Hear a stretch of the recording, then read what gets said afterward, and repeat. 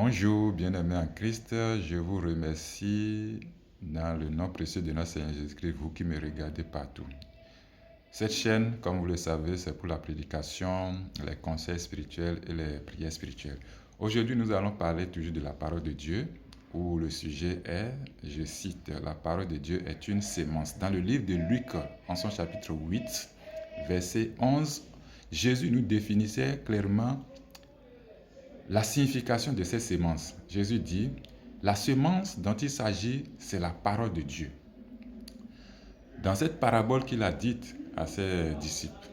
Alors, vous voyez avec moi que la parole de Dieu, c'est une semence. C'est pour cela qu'il a raconté à ses disciples, voilà, un semeur est sorti, il a répandu et la semence, d'autres sont tombés sur la terre normale, d'autres sur le roc, d'autres sur le long du chemin, et ainsi de suite.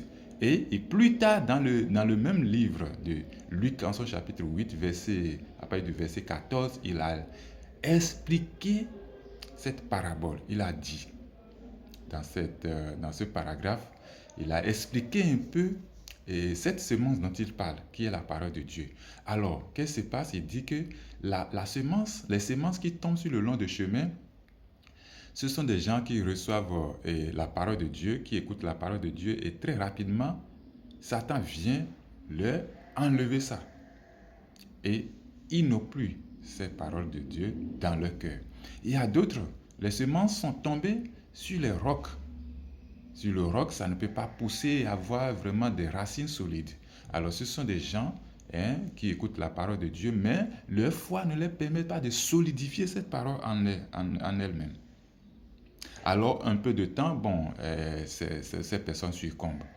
D'autres, la parole de Dieu, cette semence du moins, ça tombe sur une bonne terre, ça pousse, ça produit. Voilà. Toi qui me suis, toi qui es enfant de Dieu, cette semence que Jésus repent, ou le prédicateur repent, le pasteur, il repent c'est-à-dire, pour toi, est-ce que ça tombe sur le long du chemin, sur le roc, ou bien sur la terre normale, ou bien comment ça se passe à ton niveau? Alors, à partir d'aujourd'hui, tu dois comprendre que tu dois faire tout possible pour que cette parole ne tombe plus sur le long du chemin, pour que Satan vienne prendre ça, ou bien sur le roc, ou bien, je ne sais pas, ou bien ça tombe sur les épines, ou toi, à cause des choses de ce monde, tu n'es pas concentré sur la parole de Dieu. À cause du plaisir de ce monde, tu bafoues la parole de Dieu. Tu ne pourras pas produire parce que sur les épines, ce n'est pas possible que ça puisse donner du fruit. Ça donne du fruit un peu et puis c'est fini.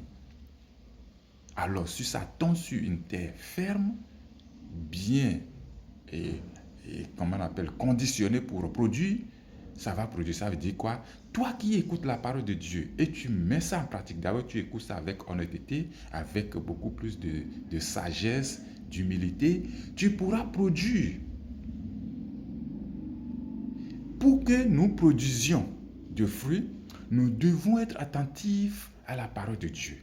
Nous devons être soumis à la parole de Dieu. Nous devons écouter la parole de Dieu honnêtement et d'une manière sincère. C'est ça. C'est très important. C'est pour cela, dans le livre de Psaume 1, vous voyez ce qu'il est dit? Heureux celui qui ne s'assied pas avec les moqueurs, avec les méchants pour parler d'eux, ainsi de suite, pour dire des choses, des conneries. Mais qui se donne à cette parole, qui l'écoute, qui la met en pratique. Il est comme quoi un arbre planté auprès de l'eau qui produit du fruit chaque saison. Alors, veux-tu produire du fruit? Pour que quand Jésus viendra, il puisse trouver du fruit sur ton arbre pour ne pas te couper. Jésus a dit, quand il va revenir, d'ailleurs même le figuier qu'il a vu, qui n'a pas produit, il a maudit le figuier. Le figuier s'est séché directement. Si Jésus revient, en tant que toi qui es en lui, qui t'es confié à lui, toi qui t'es repenti, toi qui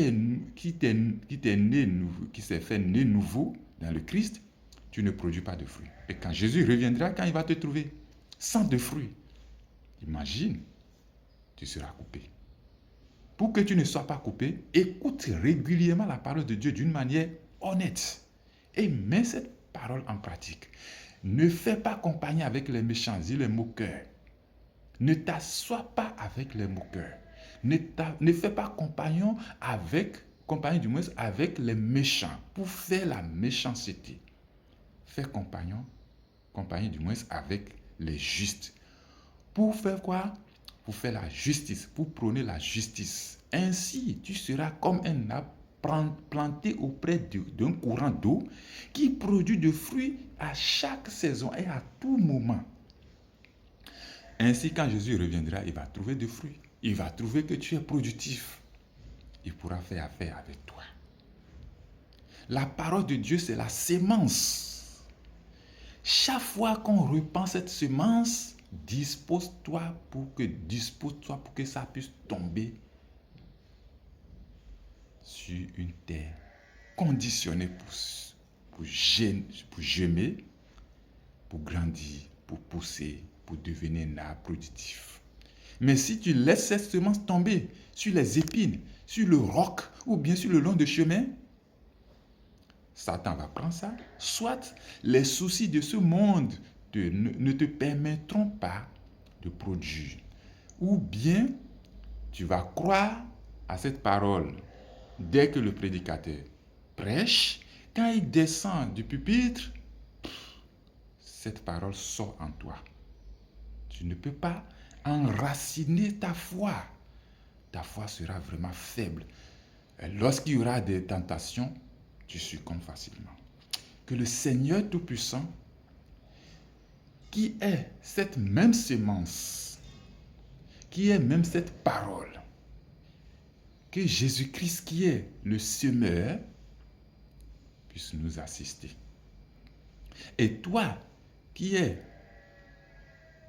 le champ qui va recevoir cette parole, cette semence, tu sois toujours disposé pour recevoir normalement cette parole, afin que cette semence puisse pousser, grandir, produire du fruit. C'est de cela qu'il s'agit. Que Dieu t'assiste, que Dieu nous assiste.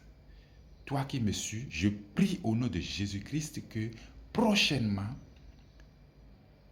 les paroles que le prédicateur, les semences que le prédicateur va répandre tombent sur une terre conditionnée et non plus sur le long de chemin, sur le roc ou bien sur les épines.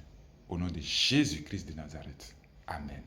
Merci à vous qui avez regardé cette vidéo.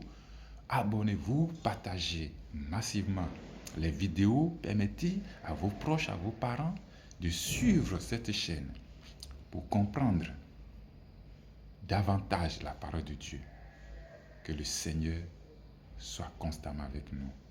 Qu'il vous bénisse dans tous vos projets, dans tous vos objectifs, dans toutes vos perspectives, dans tous vos programmes. Au nom de son Fils unique, notre Seigneur, Jésus-Christ de Nazareth. Amen.